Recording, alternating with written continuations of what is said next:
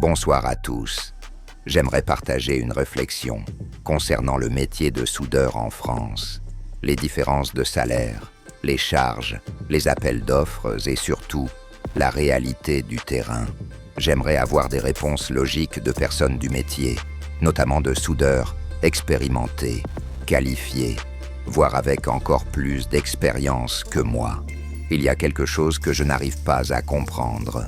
Comment certaines entreprises arrivent-elles à faire travailler des soudeurs à des tarifs extrêmement bas, parfois proches du minimum, alors qu'on parle de métiers hautement qualifiés, avec des responsabilités énormes, des licences à renouveler régulièrement, des contrôles radio, des soudures vapeur, gaz, haute pression, réseaux stratégiques.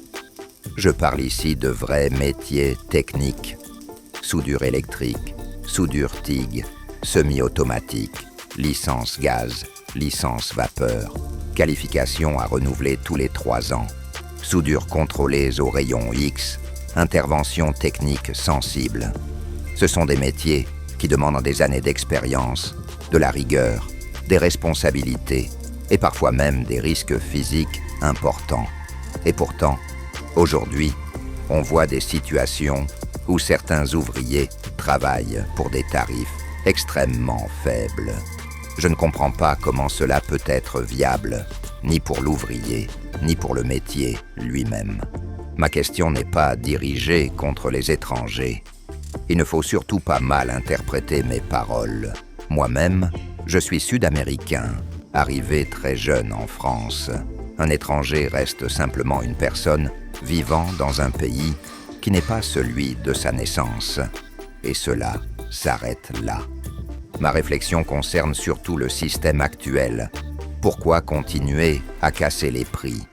Pourquoi accepter des conditions qui tirent tout le marché vers le bas? Pourquoi certaines entreprises gagnent énormément d'argent sur les appels d'offres, pendant que les ouvriers vivent avec des salaires extrêmement faibles?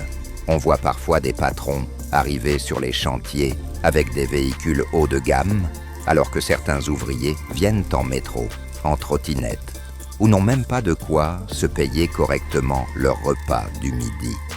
Et le plus difficile à comprendre, c'est que derrière tout cela, des entreprises sérieuses ferment, des artisans compétents disparaissent, des devis honnêtes ne passent plus. Et ensuite, il faut revenir réparer les catastrophes laissées par des équipes sous-payées ou mal qualifiées. Le bâtiment devient un cercle extrêmement compliqué. Les grosses sociétés cherchent toujours moins cher.